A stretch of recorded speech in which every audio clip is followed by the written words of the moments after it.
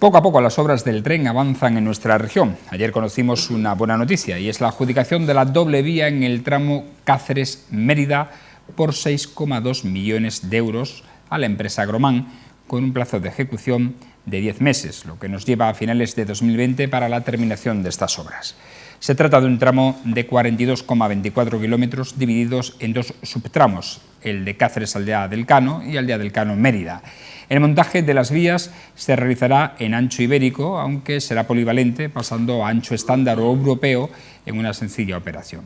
Todo indica que si se cumplen los plazos, a finales de 2020 podrán circular trenes que alcanzan los 200 km por hora en el tramo extremeño, cumpliéndose así parte de la reivindicación histórica que hemos realizado en nuestra región. Sin duda, esta licitación permitirá una conexión rápida entre las tres capitales extremeñas, cumpliéndose pues esa reivindicación de dotar esta infraestructura de doble vía. Pero fuera de nuestra comunidad el ritmo es distinto. Si no se continúa ejerciendo la presión política y social como se ha hecho hasta ahora, la conexión rápida con Madrid tendrá que esperar mucho más. Bienvenidas sean todas estas adjudicaciones porque nos permitirá interconectarnos, pero hay que insistir en perseguir el objetivo final, que es permitir una ruta férrea rápida y segura que nos conecte con la capital de España, para que los extremeños podamos tener las mismas oportunidades de transporte que el resto del país, pero sobre todo para que se pueda facilitar la visita a nuestra tierra en un momento en el que el turismo por fin se convierte en una industria en nuestra comunidad. Buenas noches.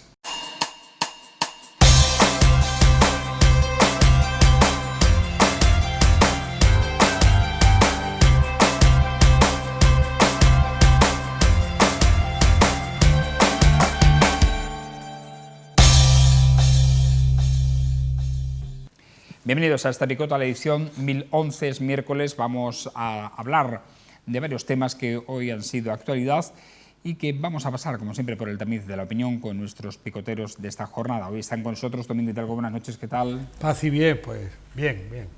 Deseando que llueva. A ver si acaso, aunque la predicción de la Agencia Estatal de Meteorología es que va a llover menos de lo que desearíamos en este otoño. Antonio Vélez, ¿cómo está? Buenas noches. Pues estoy absolutamente en comunión directa con Domingo en esa demanda obsesiva de la lluvia. Es terrible, ¿eh? Es terrible. En lo que llevamos... Salir a los suelos duros del Paleozoico, a los suelos de poca potencia, es ver los olivos, por ejemplo, el árbol totémico más significativo de nuestra historia, que supuestamente auspiciaron y multiplicaron los fenicios en su juego de la búsqueda de los metales para garantizarse elementos de sustento. Esos olivos prácticamente cualquier día salen incendiándose solos, porque están absolutamente chamuscados. El árbol ya está tirando de la aceituna va a madurar, se va a poner negra enseguida. O sea, yo no he visto en la vida una situación, sé que las ha habido antes, pero yo no lo recuerdo, pero no he visto una situación tan dura como esta, de sequía. No es el problema ya de calor, es el problema de sequía. Terrible.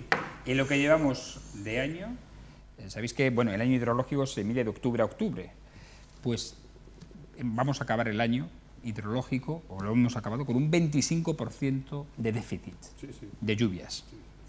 Es mucho, ¿eh? Ha llovido el 75% Exacto. de lo que se esperaba. Exacto. O de lo que se precisa. Bien.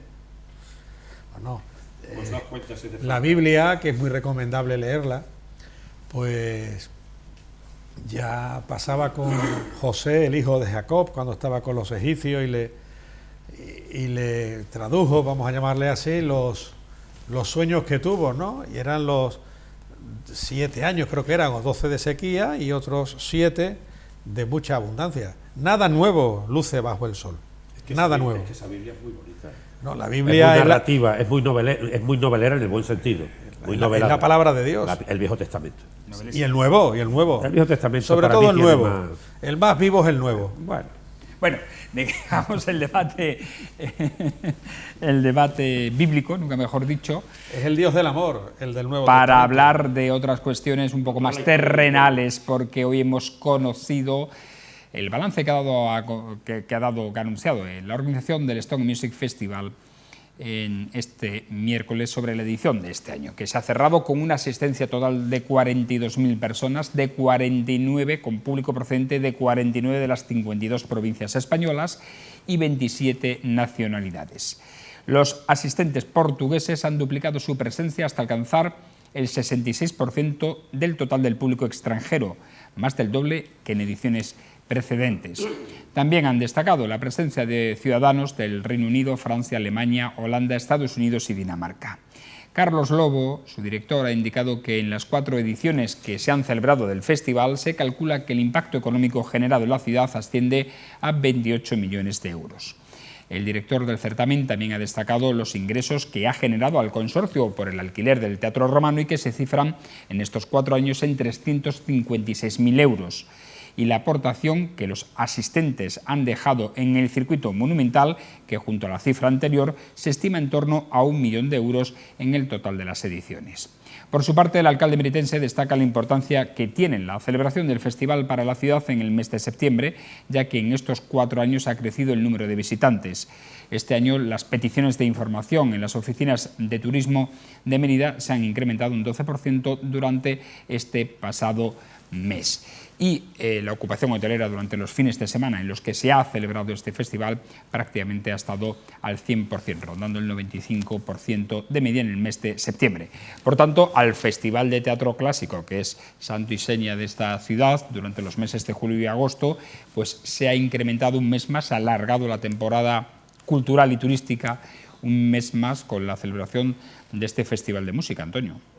Bueno, yo no tengo nada en contra, simplemente, en cierta medida, hago una hijuela de consideración respecto de lo que yo he defendido de la cultura versus público. Y, en consecuencia, quiero entender también que si el factor es solamente negocio, a mí no me interesa, tampoco conozco el tema en profundidad, pero sí puedo entender que si por ese considerando global de la incidencia en los espectadores y en el rendimiento económico, puedo pensar también que el recinto monumental, Teatro Romano, que entre la escena, los jardines del Peristilo y la calle Ramón Mélida y el Museo de Arte Romano, queda ahí por excavar una bestialidad, pues no sea ya un elemento a resolver en el futuro, en el juego de mantenimiento de los monumentos o su puesta en más valor, como se ha hecho muy bien en la Huerta de Otero o se ha arrancado en Holguín, pues puede plegarse estrictamente ese tipo de negocio. Porque el Consorcio de Mérida, no es malo decir, desde una perspectiva absolutamente analítica y crítica, pero educadamente analítica y educadamente crítica, que el Consorcio de la Ciudad Monumental se nutre de las entradas a los monumentos. Y, lógicamente, el juego global de Mérida, una ciudad que está encima, la ciudad actual, encima de un yacimiento tremendo, porque lo de la Huerta de Otero se multiplica por lo que quieras, porque el factor sorpresa, que es la arqueología, seguramente, por lo que pasó en la historia de Mérida, nos garantiza que eso se reproduce por lo menos por 300, 400 o 1000. Eso es Mérida, porque el viejo casco, los caminos de paz, de comercio, que pasaron a ser caminos de guerra con la invasión musulmana, la invasión árabe, la invasión islámica, perdón, esto, lógicamente, se abandonaron. Y sobre esta ciudad, en un valle del Guadiana, fácil de aterrar, hay volúmenes de acúmulos de polvo hecho tierra, sedimentados a lo largo de 1.300 años, lo que queramos.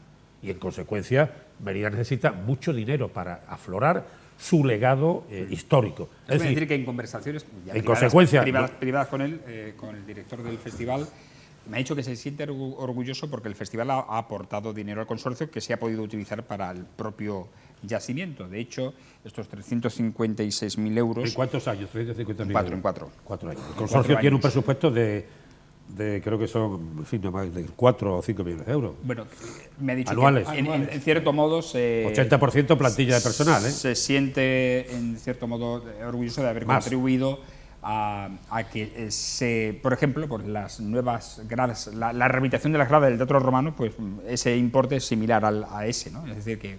Sí, pero yo estoy de acuerdo, él defiende su negocio y me parece muy bien, pero el Teatro Romano es un afloramiento de una entidad que hace en su momento determinado Ramón Mélida, como consecuencia de que previamente Álvaro Figueroa, conde de Remanones, ha forzado a los pachecos, presidente de Diputación, alcaldes de Mérida, la familia Pacheco, la poderosa familia Pacheco, liberales por cierto, como Álvaro Figueroa, conde de Romanones, y le fuerza el conde de Romanones, que viene y ve Proserpina, le fuerza que venda, era ministro de Instrucción Pública y Bellas Artes, le fuerza de que venda a un precio, me parece que eran 6 reales o algo así, el metro cuadrado. Si no, aquello hubiera sido, aquellos cortinales hubieran estado debajo de grandes edificios. Por eso digo que las circunstancias en cada momento son las que son. A mí me parece muy bien que el responsable del Stone Festival defienda ese tema, pero ahí ha venido desde la mano pública, han venido mucha gente y han llenado el teatro y no ha habido problemas. Óperas o Camarón, hasta Camarón de la Isla, en todo el espectro. Camarón de la Isla, un gitano que grabó con la London Symphony, con la Orquesta Sinfónica de Londres.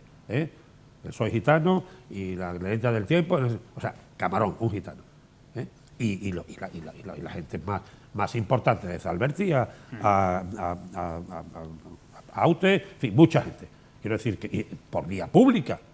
Y se llenó igual, sí, vinieron gente de todos lados. Y no vinieron los Rolling Stones al circo romano, al hipódromo romano, siendo yo alcalde, por una propuesta concreta de ellos, de acabar de Urban Jungle, aquella gira, con un encuentro entre la cultura latina, la cultura del sur y la anglosajona, en el circo Ramón de Mérida. Y yo estuve reunido con Miguel Durán de la ONCE, y para ir a Rozaró, y simplemente la Junta en aquel momento, las 2 días eran, con trenes especiales, y no se hizo. ¿Por qué? Pues porque en aquel momento las instituciones, la Junta, yo lo he escrito, está escrito, no lo permitió, porque había sido un desastre. Se calculaba que iban a venir de los de 50 a 60.000 personas todos los días. Igual que no se permitió que viniera el Papa entonces, me parece que ¿quién fue? Juan Pablo II o Pablo VI, al circo romano, y fue a Guadalupe, a la Puebla de Guadalupe, allí todos apretados, cuando se pretendió venir aquí, en fin, esa especie de obsesión contra Mérida innecesaria. Pero quiero decir que los yacimientos son del mundo, no son de un grupo artístico, no, son del mundo. Mérida es patrimonio de la humanidad y no puede hacer un mal uso. Es decir, a mí que diga este hombre, me parece, con todo mi respeto, que él ha forzado el que hagan la cobertura, que se siente orgulloso de haber quien defendió esos graderíos degradados, que no es una correlación directa, quien dio la medida de defensa de esos graderíos degradados, que habían sido rapiñados siglos atrás de la cantería buena, que era reutilizable, se llamaba y se llama, a pesar de que está muy sordo y está casada con una meritense, Chefina Ruano, Dionisio Hernández Gil. Bueno, que es una persona que va a hacer en Mérida un monumento. Seguimos avanzando. Sobre el balance del Stone y los números que se han dado a conocer esta mañana, domingo. Yo no voy a ir a lo oficialmente correcto. Todo muy bien, muchos aplausos, lo han hecho todo fenomenal. No hay ninguna voz crítica. La única voz crítica que hay es la de alcalde Antonio. Entonces todo esto parece que es un remanso, es un río, como el Guadiana cuando va con mucha agua y todo va en la misma dirección, pensamiento único, el que se salga del redil entonces es un equivocado. Bueno, aquí estamos hablando de la gestión y la utilización o uso de un monumento nacional, mundial, que es el Teatro Romano. Lo suyo es que sea para lo que se está utilizando. Y vamos a poner que sí. Y ahora, ¿no sería más interesante que hubiese más beneficio público? Porque se habla de 356.000 euros en 4 años. Eso implica 89.000 millones euros al año, es lo que percibe el consorcio. Ha apuntado Antonio Alcalde que es lo que suele ocurrir en muchas empresas públicas. Suele ser el pan nuestro de cada día en las empresas públicas, que gran parte del presupuesto se paga en sueldos, se gasta en sueldos.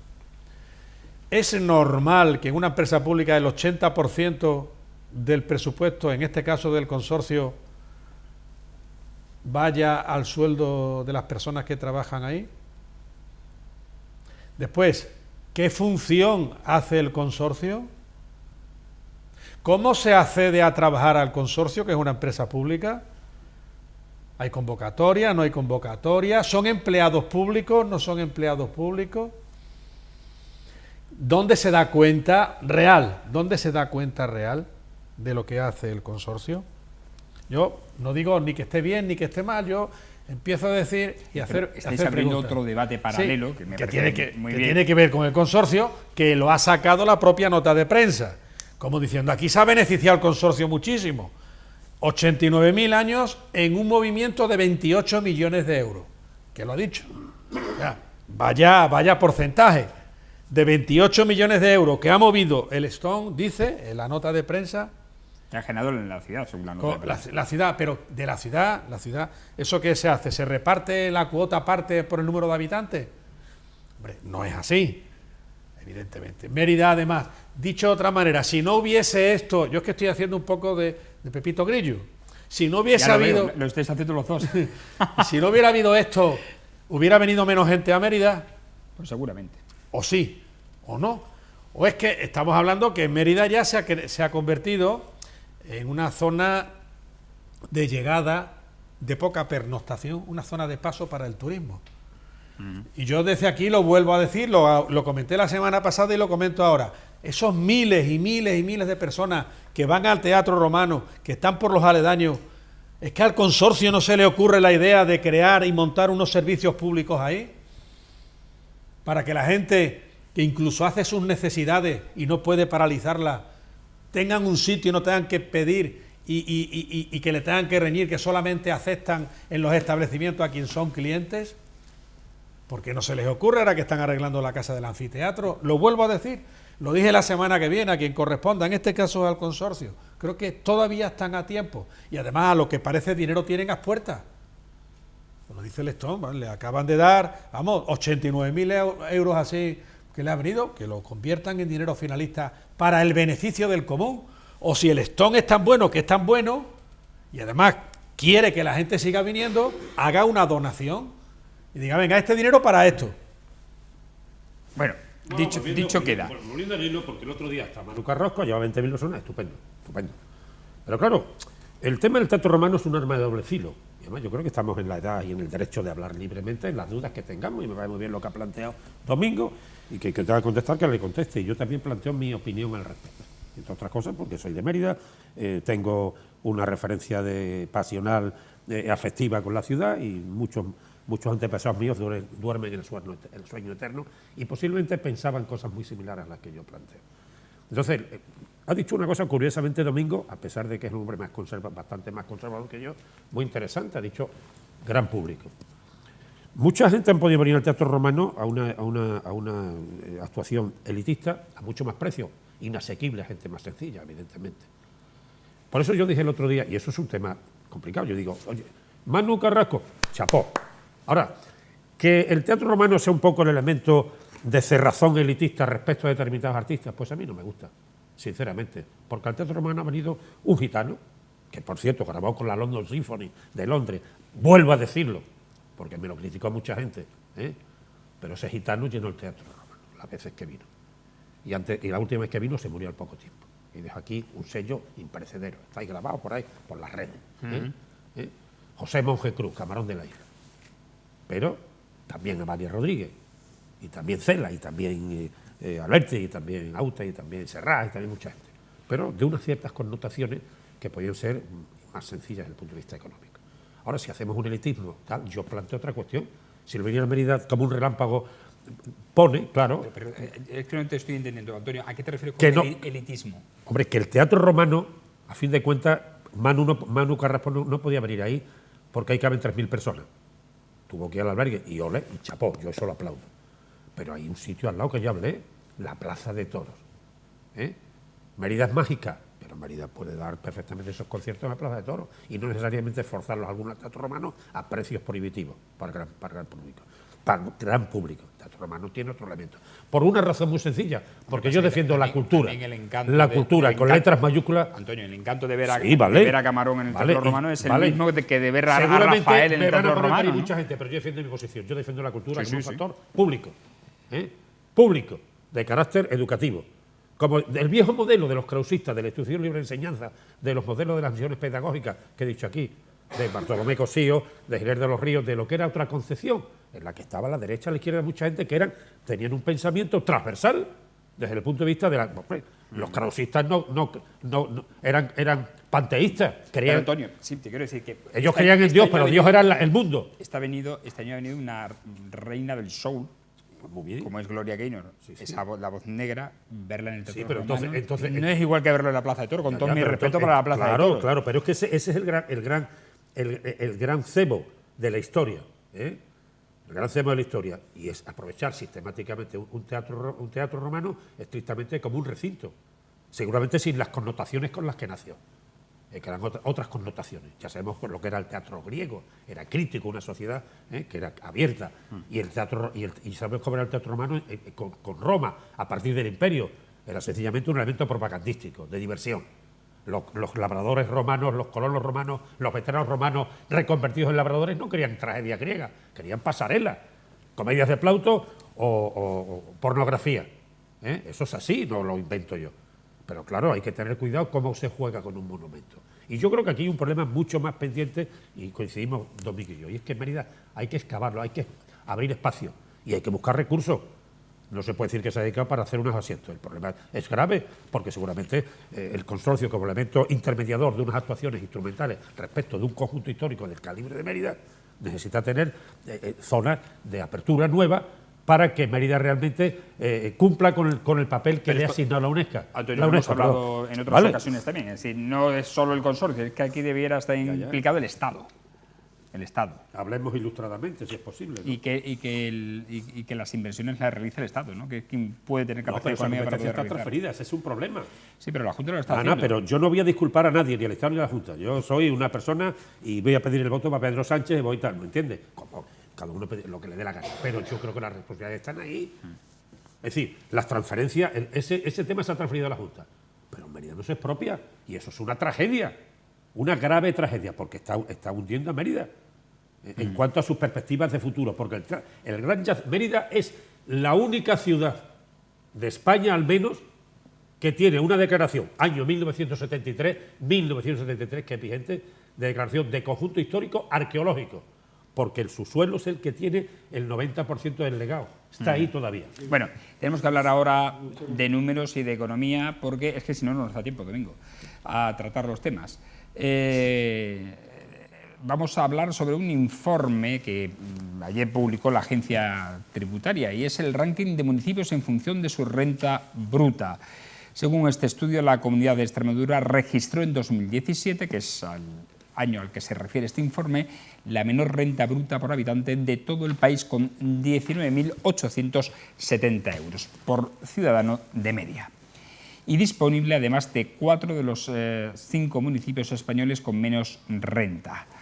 Es decir, hay 4 municipios de Extremadura que están entre los que menos renta tienen de toda España. En concreto, Zainos se sitúa como el municipio un año más con menos renta de toda España. Aigal como el tercero, y los pacenses Puebla de Obando y Fuenlabrada de los Montes en cuarto y quinto lugar respectivamente. Ejemplo, Zainos, con 2.805 habitantes, registra una renta bruta de 11.840 euros y disponible de solo 10.580, aunque superior a la del año pasado, seguido por el municipio jienense de Huesa, con 2.257 habitantes y una renta bruta de 11.917 euros y disponible de 10.966. En el caso que nos atañe, la ciudad de Mérida cuenta con 19.737 euros de renta disponible media, por encima de la media regional autonómica, pero por debajo de otras ciudades como Badajoz, que tiene 21.413 euros, y Cáceres, 21.393. Por el contrario, los municipios madrileños de Pozuelo de Alarcón, Boadilla del Monte y Alcobendas, y los barceloneses de Matadepera y Avinyonet del Penedès, son los que mayor renta bruta declaran de toda España, según los hechos públicos que ha publicado la agencia tributaria. Volvemos a estar a la cola en renta media, pero esto no es una noticia nueva, Antonio. No, esto es un problema que ya se convierte en tragedia, porque va a ser muy difícil salir de esa constante separadora, ¿no? Y es que, claro, aquí volver a la historia es importante, primero porque aquí hay una culpa clara. Cuando a principios del siglo XX, Extremadura y Cataluña tienen la misma renta per cápita, es una sociedad agraria fundamentalmente, aparte del monopolio que podía tener Cataluña residual del tema, o no residual del tema textil, eran sociedades agrarias, generalmente. Otra cosa es la redistribución y los juegos urbanos respecto del rural, pero a principios del siglo XX esa era la historia. Curiosamente, muy posteriormente, cuando Franco libera la economía, después de la autarquía, de la larga autarquía, de la mano de Alberto Ullastre, con el plan de estabilización, de liberalización de economía, se llama el plan Ullastre, año 1959, entran los gobiernos de los Puigdemont, de los tecnócratas, López Rodó, básicamente, como gran cerebro de la historia, y la liberalización de la economía española implica muchas cuestiones, sobre todo mucha maleta de madera para desplazar a la mano de obra barata de tronco religioso común, no islamista. Hoy tiene más problemas, aparte de las derivas del sinvergüenza, políticamente hablando, del Torra, con relación al resto del país, con casi el millón de islámicos que tiene allí, 7 millones y medio de habitantes, 1 millón es islámico, oficialmente. Eso es un problema, Léase a Jules con el tema de su novelística en Francia, al respecto. Entonces, tronco cristiano, magnífico, de pobrecitos de Extremadura, de Murcia, de Andalucía, lamentablemente porque las burguesías locales en Extremadura no estuvieron a la altura de las circunstancias. La desamortización fue una tragedia sobre un modelo de reconquista tardía, y eso fue una tragedia. Pero aquí la gente se fue en los años 60 con una maleta de madera y se desarraigaron las familias. En los pueblos todos tenemos familias desarraigadas, es raro el que no tiene, en la inmensa mayoría de Otero, que diría hablar Otero. Y esa tragedia se produce. Aparte de eso, Franco le regaló a la burguesía vasca, con nombres y apellidos, le regaló las concesiones de eléctricas, porque la habían apoyado, lógicamente. Esa burguesía más homologable al viejo carlismo. En fin, están los requetes. Hay muchas historias, y en Cataluña igual. A Franco lo recibieron en la diagonal con el brazo en alto. Léase a la tragedia de la familia Rius, Mariona Rebull, en fin, todo el juego no a Gironella, estamos hablando de otra gente. Pero que, curiosamente, el plan Badajoz no se llama plan de regadíos de Badajoz, sociales, no, plan de electrificación y regadíos de la provincia de Badajoz. Y esa es la historia. Y esa historia hace de Extremadura una colonia interior del Estado, la ha funcionado siempre. Y el modelo radial de gobernador civil y tal ha sido tremendo. Pero es más, lamentablemente ese problema sigue estando ahí, porque Almaraz, que se va a cerrar, nunca ha devengado el IVA en Extremadura. Es decir, el 53% de Almaraz, una central que produce casi 18.000 millones de kilovatios hora facturables, 18.000 millones de kilovatios hora facturables, eso al País Vasco se le transfiere el 100% del 21%.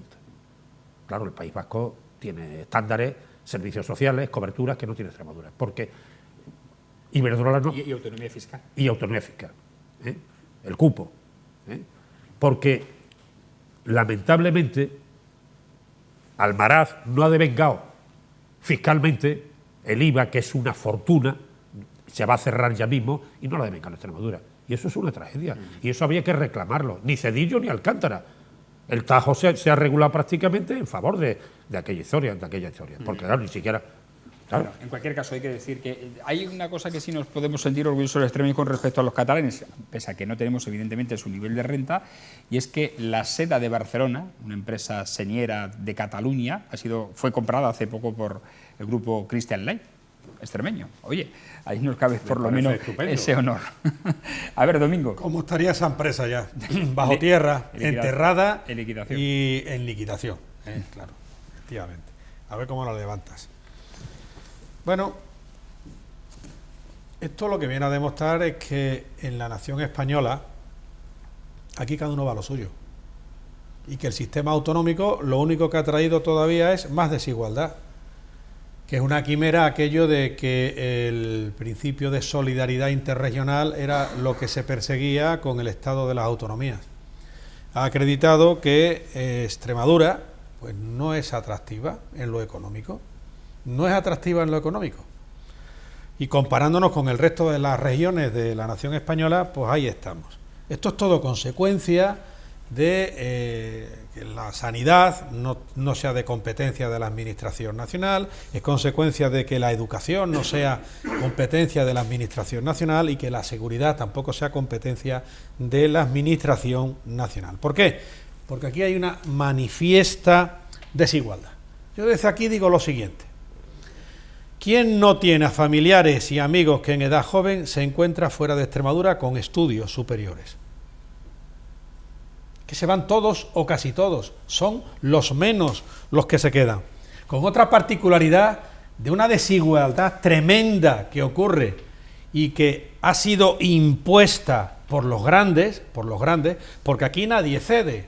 Aquí todo el mundo habla de solidaridad, pero nadie quiere decir, venga, yo de lo mío me quito esto para dárselo a esta región o dárselo a esta persona. No, no, no. Eso está mal visto.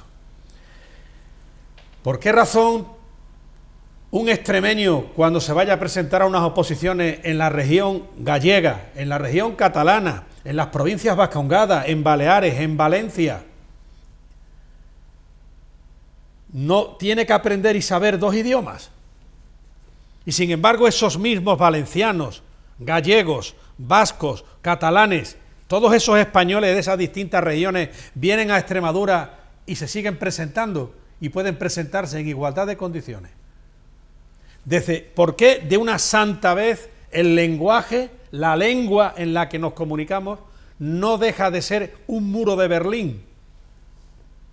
¿Por qué de una vez no buscamos la igualdad entre todos los españoles? ¿Por qué Extremadura sigue siendo un lugar de diáspora, un lugar de irse? Porque no es atractiva. Extremadura no es atractiva. Mientras todos los demás tienen trenes, ahora todavía nos siguen vendiendo las milongas, dicen que a finales del 2020. Bueno, habrá que verlo, director. Habrá que verlo, porque hasta ahora el tren no ha pasado de ser... Y entre nosotros, ¿eh? O sea, sí, el tramo extremeño, sí, pero efectivamente, fuera de Extremadura no... Vergonzoso. Vergonzoso. Pero vergonzoso por la partito sindicatocracia con el inestimable apoyo de los sindicatos. Que todos apoyan que Extremadura siga estando en la cola de la cola. Porque aquí no hay reacciones. Aquí no hay reacciones. A ver, Domingo, Antonio. Domingo, sinceramente, yo creo que el Estado autonómico es muy positivo, porque sobre el viejo modelo de Javier de Burgos, el viejo modelo provincial, se cometieron las mayores fechorías del mundo. Con un sistema centralista... Más con el autonómico. No. Más con el autonómico. No, eso, mira, en la explicación histórica, además, yo creo que no debemos perdernos en ese debate, sinceramente, porque aunque tú defiendas una posición, que yo la respeto, pero no es el problema. Este problema es mucho más historicista, es mucho más largo. Pero, sin embargo, también hay que forzar la creación de una conciencia que se está ahí germinando, que a veces somos una sociedad también muy pasiva, muy contenta, estamos muchos jubilados ya y no nos comprometemos, no te compliques la vida, como le decía Franco a su usted es joven, haga como yo, no se meta en política, decía Franco a los que le daba consejos. Usted es joven, haga como yo, no se meta en política. Entonces, yo creo que este tema, la política de polis, ciudad, del griego, es un elemento fundamental, es la sociedad civil. Y el Estado autonómico está muy bien, está muy bien. Otro problema es cómo podemos reorganizar todo el conjunto de los recursos. Es donde tenemos que exigirle a los políticos y a los representantes públicos y a los técnicos su responsabilidad. Es decir, Extremadura tiene 42.000 kilómetros cuadrados, tiene 2 ríos, 2 cuencas fantásticas. El ahorro del agua, la economía del agua es fundamental. Yo he dicho públicamente, no se puede regar arroz con aportaciones reales de 30.000 metros cúbicos, reales.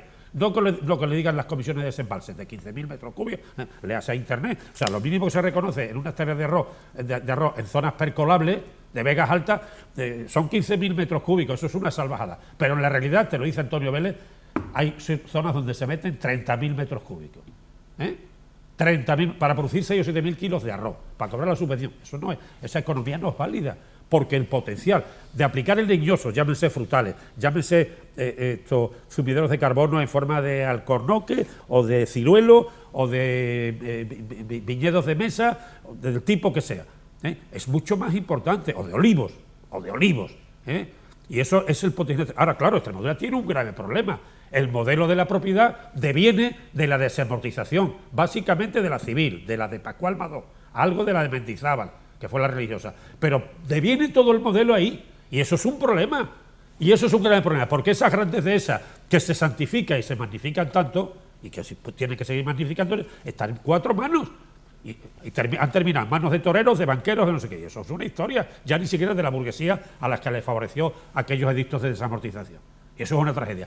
¿Qué significa eso? Si hubiera habido en aquel momento otro tipo de... Si tuviéramos otro tipo de propiedad y pudiéramos conseguirla con una fiscalidad alta sobre esos bienes que son realmente de manos muertas, como lo eran en la historia en manos de la Iglesia, eso podía cambiar la perspectiva de Extremadura. Porque, ¿cuál es el ejemplo? Para mí el ejemplo es Israel. Israel, el Estado de Israel. 20.000 kilómetros cuadrados, la provincia de Badajoz. Curiosamente, el desierto del Neguev y zonas áridas brutales, una economía del agua brutal. Pues mira, curiosamente, España, del resto de que produce en el sector agroalimentario, bebidas y agricultura, da de comer, perdón por la expresión, perdónenme ustedes, cojonudamente a la población española y exportamos 42.000 millones de euros al mundo. Al mundo, de China al Reino Unido, que es la que más nos compra. Ahora bien, Israel, ¿sabéis cuánto exporta anualmente de agricultura y derivados? Casi 100.000 millones de euros, Israel. ¿Qué es? Pues, coño, España tiene 5 millones de hectáreas, Israel tiene 2 millones. O sea, quiero decir que Israel tiene 20.000 metros cuadrados y España tiene 500.000. Y Extremadura 40.000 con 2 ríos. Ese es el camino. El sector agroalimentario en el futuro, tal y como está el planeta, va a obligar a esas vías. Y conseguir que aquí haya unos grandes acúmulos de sumideros de carbono es un tema de una rentabilidad alta. Pero claro, eso hay que reconvertirlo en orden a las propiedades. En tanto, muy brevemente, en tanto en cuanto en la sociedad extremeña como en la sociedad nacional, la riqueza no sea creada por las empresas. En tanto en cuanto no haya una libertad real de empresas, en tanto en cuanto el gasto público no disminuya, en tanto en cuanto la administración no deje de ser un freno para el desarrollo y quiera tenerlo todo, y en tanto en cuanto se identifiquen algún tipo de regiones de la nación española como regiones subsidiadas, donde con lo que se consigue con la paga de no sé qué, con el subsidio de no sé cuánto, y las 4 o 5 carnachas que me van saliendo, vamos tirando, y eso se incentiva directa o indirectamente por los poderes públicos y en su caso incluso por los medios de comunicación, evidentemente, es más de lo mismo en donde se va a quedar Extremadura. No, pero yo no estoy diciendo eso, Domingo, perdóname. Y en lo de la agricultura, y en lo de la agricultura, hombre, hoy por hoy cada vez son más potentes las naciones. Y de hecho Europa, la liberal Europa, la democrática Europa, lo que le está poniendo son puertas a las venidas, y sobre todo el agricultor francés, y recuerdo la de camiones que todos los años de la nación española rompen de productos españoles en Francia, pero lo que no permiten entrar incluso productos africanos. Con todo esto de la movida que hay mucha hipocresía con el tema de la agricultura y hay gente que lleva a lo mejor agricultura exclusivamente por el tema de la PAC y de las subvenciones. Alcalde. Correcto, sí, pero yo estoy hablando de otra cuestión, yo no estoy hablando de eso. Yo estoy hablando... Que tenemos un potencial, ya lo creo. Pero yo hablo de eso reales, de un cultivo que no puede estar ni un minuto más en Extremadura. El arroz. El arroz. Y son 30.000 hectáreas. Pues somos de los grandes productores. Vale, muy bien. ¿Y qué?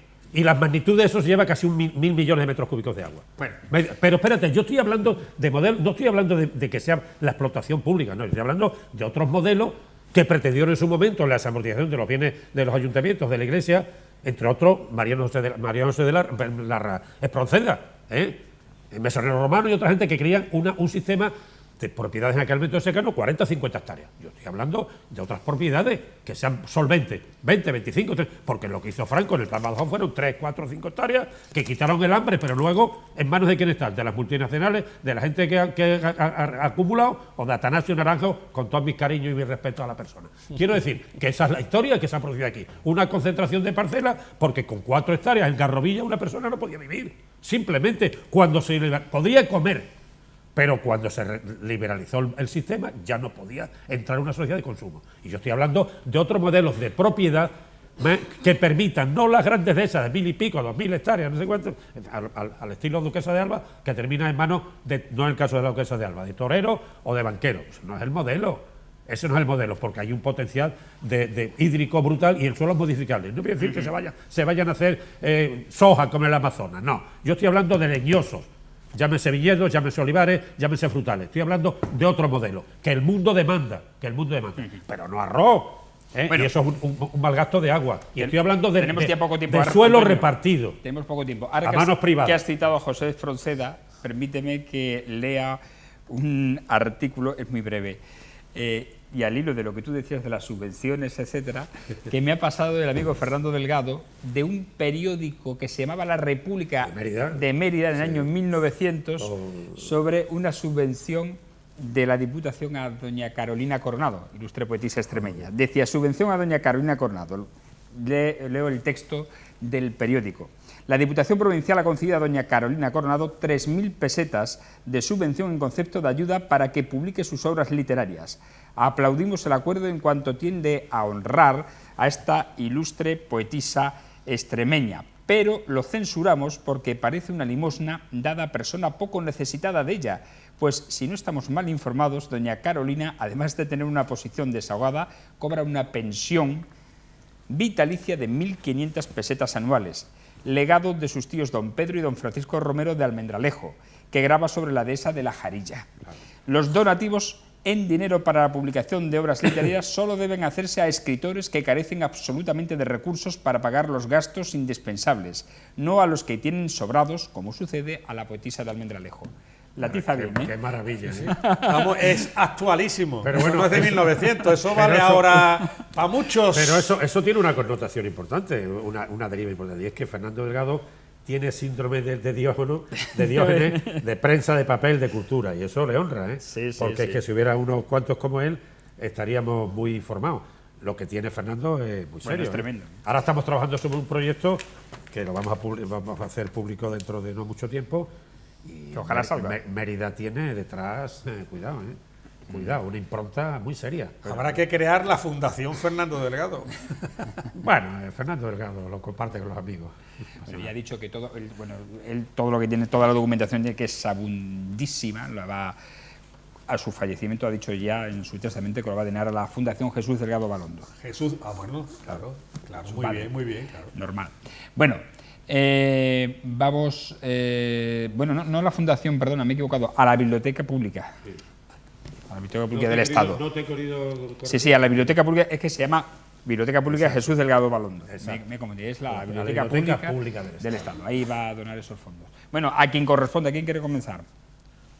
Yo mismo. ¿Domingo? No, si no, alcalde, ¿quieres tú comentar algo? No, tira, Milla. Yo estoy muy revuelto. A ver, hoy llevas el 70% de la tertulia. No te quejes, ¿eh? Tú me has dejado, como no tienes a tu amigo Rafa Angulo. Por cierto, hemos de disculparlo que no está hoy aquí tampoco por encontrarse de viaje circunstancial. Bueno, a quien corresponda. Yo voy a empezar con algo que estamos sufriendo, y máxime en estos días, en estos meses, en estas semanas, en los que hay... no llueve, es sequía, pero en Mérida hay quien se aprovecha, alguna industria, para que se escapen las grasas, y Mérida huele muy mal a determinadas horas, ya sea por la noche, ya sea a primera hora de la mañana. Recuerdo como cuando tú ejercías de alcalde Antonio, esa extremeña de grasas, ¿te acuerdas que sí? Que en cada ruego y pregunta te lo decía, oye, tal, pues estamos con las mismas, y yo creo que lo habéis sufrido vosotros también, ya sea por la noche o ya sea al amanecer o a primerísimas horas de la mañana, un olor a grasa, pero a grasa animal, de esa, en fin, de animales, de restos de animales, asqueroso. Después, recordatorio, no solamente ahí, pero yo ya vuelvo a recordar que hace falta un paso elevado que impida que los vehículos puedan pasar deprisa a la altura del Hornito. Ahora se ha celebrado, ha tenido lugar el trecenario, aunque a Santa Eulalia y al Hornito va muchísima gente, y eso es un auténtico peligro, Algo que también se ha dicho aquí, lo seguiremos diciendo, las viviendas unifamiliares, no todas, pero no son pocas, las que los setos de jardinería invaden el acerado en más de medio metro, con lo cual impiden por la vía de hecho que se pueda ir por la acera, y eso debiera controlarlo el propio ayuntamiento y no permitirlo. No voy a decir calles, a lo mejor la próxima semana tengo que empezar a decir calles donde está ocurriendo, porque siempre hay muestras de viviendas unifamiliares en las que invaden el acerado y la vía pública, los setos y demás jarramagos. Hay que recordar que hoy es el Día de los Ángeles Custodios, el Día de los Ángeles Custodios. Patrón de la policía. Efectivamente. Esta tarde se ha celebrado el acto en el Teatro Romano de la Policía Nacional. Correcto, correcto. Hombre, y dentro de nada va a ser el de la Guardia Civil, que son nuestros ángeles. Y es lo bonito que tiene ahora mismo la policía y la Guardia Civil, que no dan miedo.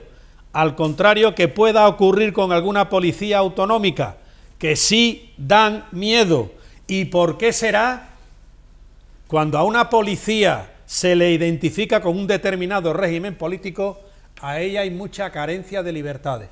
Por eso yo, chapó, felicito a la Policía Nacional, felicito también a la Guardia Civil. Por cierto, se le ha dado un recordatorio a una persona, que yo desde aquí lo voy a decir también, y me alegro mucho, a Ernesto Trías, farmacéutico, sí, pero al que voy a recordar, aparte de Ernesto Trías, seguro que habrán sido más, ¿Pero por qué pero Ernesto Trías? ¿Por qué? bueno, por la buena relación que tiene en su profesión. ¿Cómo? Con la propia policía a nivel de por su profesión y demás.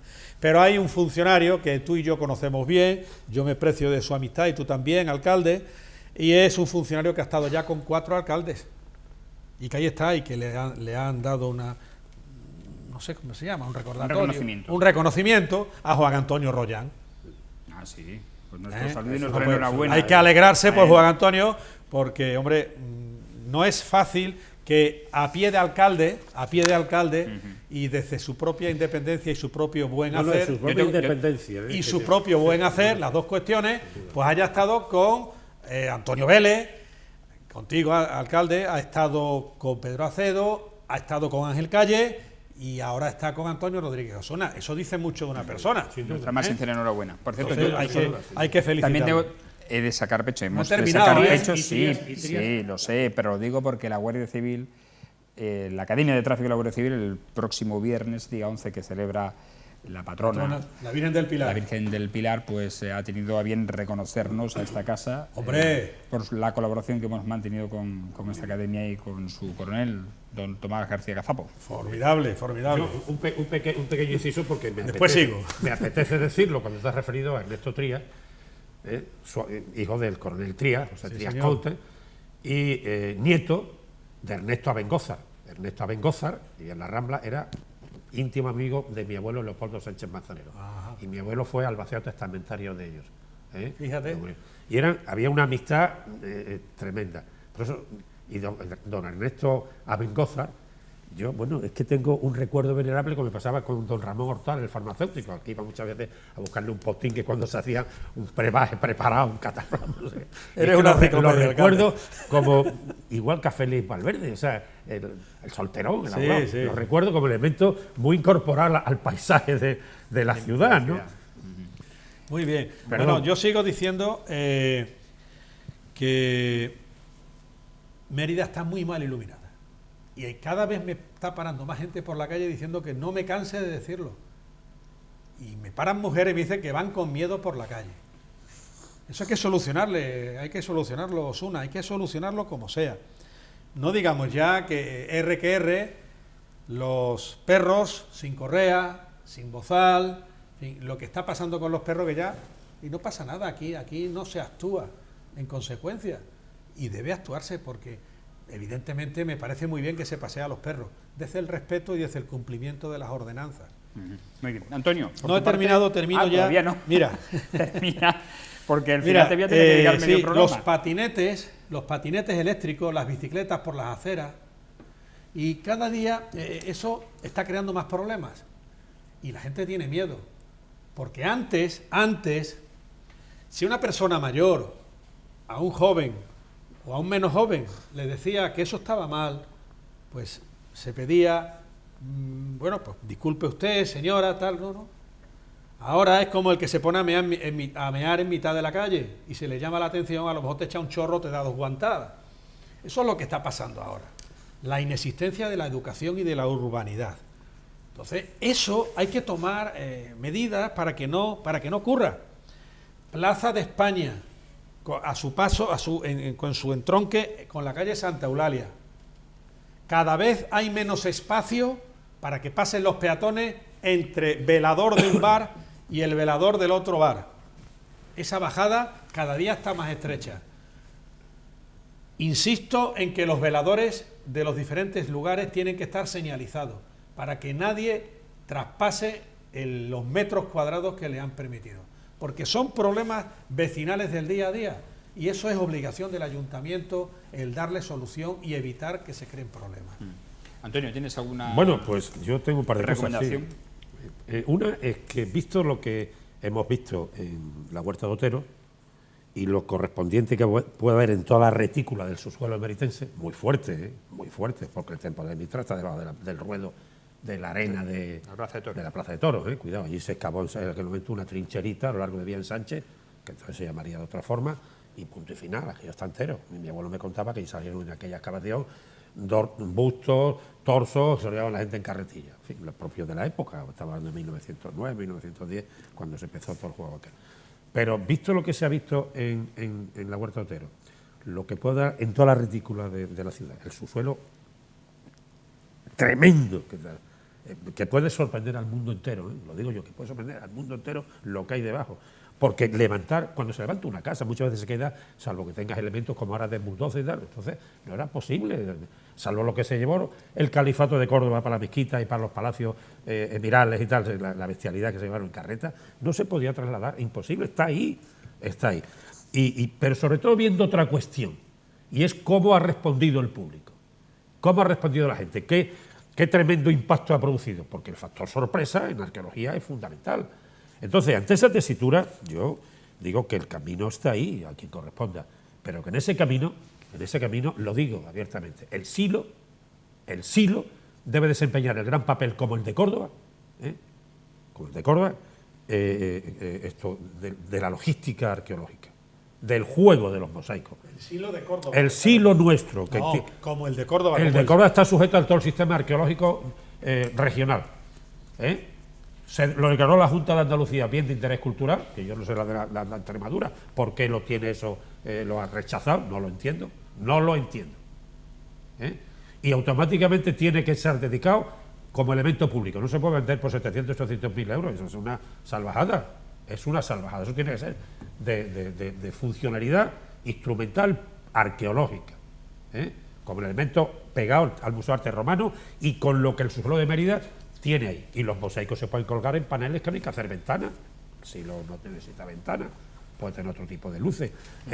Eso me parece que es fundamental. Y lo digo al alcalde, al presidente de la Junta, a quien me quiera oír, con todas las consecuencias y con el aval que me da mis años y lo vivido. Muy bien. Pues, y otra cuestión, más. Otra cuestión que yo creo que es fundamental. Cuanto antes decía cómo son las ciudades, cómo son las sociedades, me refería a la viuda Riu, Ignacia Agustí, que la narra. Yo sé cómo es Mérida, sabemos cómo es Mérida. Mérida, cuando perdió Montijo y Almendralejo, se quedó con las dehesas del norte y Mérida es una ciudad pobre. Mérida ha crecido con los impulsos que ha tenido su relación estratégica con el ferrocarril, su nudo de comunicaciones. Por eso hay que recuperar, no ir a Madrid, hasta Toledo, hasta no sé dónde, ya veremos cuándo se llega, sino la vía de la Plata y llegar a Puerto Llano, que ahí aplaudo a Guillermo Fernández Vara, que ha jugado bien esa baza. Muy bien, porque ese es el gran eje. Antes los ejes eran radiales con Madrid, hoy son grandes ejes transversales. El Cantábrico Mediterráneo-Atlántico, Cantábrico-Atlántico. Gijón-Cádiz y el Lisboa-Valencia. Son los dos grandes ejes que tiene la península ibérica, los dos. Y los dos, curiosamente, pasan por Extremadura. Pero hay que tener voluntad muy clara al respecto. Pero Mérida juega un nuevo papel como ciudad centro de un territorio. Irreversible, las Cortes Generales, capital autonómica. La única que lo fue ya en la división de Augusto, hace 2000, la única. Repases el mapa, no lo era Barcelona, ni lo era Madrid. La de la Bética era Córdoba, no era Sevilla. Córdoba. Y la de la Tarraconense era Tarraco, no era Barcino. Consecuentemente con ello, Mérida tiene que jugar ese papel. Le viene muy bien ante la historia, ante el mundo. Otra cosa es que le joda a los parroquianos cercanos, a las parroquias cercanas. Pero esa es la realidad. Al conjunto de Extremadura le viene magnífico que Mérida esté acreditada, pero Mérida necesita universidad. Y esa demanda deben tenerla muy claro los emeritenses. Esa demanda honrada y honorable y funcional. No creo yo que tengamos que ir al Tribunal Constitucional. Bueno, nos vamos, señores, no hay tiempo para más. Gracias, Antonio Vélez, hasta la próxima semana. Que disfrutes estos días. Es un placer. Este bipartidismo con... Os estáis acostumbrando. ¡Ping-pong! Y a Domingo Hidalgo, gracias. Paz y bien, muchas gracias. Y a ustedes agradecerles, como siempre, su atención, instándoles a que nos sigan en las redes sociales. Recuerden, estamos en Facebook, Twitter, YouTube e Instagram. Y le emplazamos a la nueva edición del Bicota, será mañana jueves en torno a las 10 menos cuarto de la noche en TDT y en redes sociales. Hasta entonces, buenas noches y sean felices.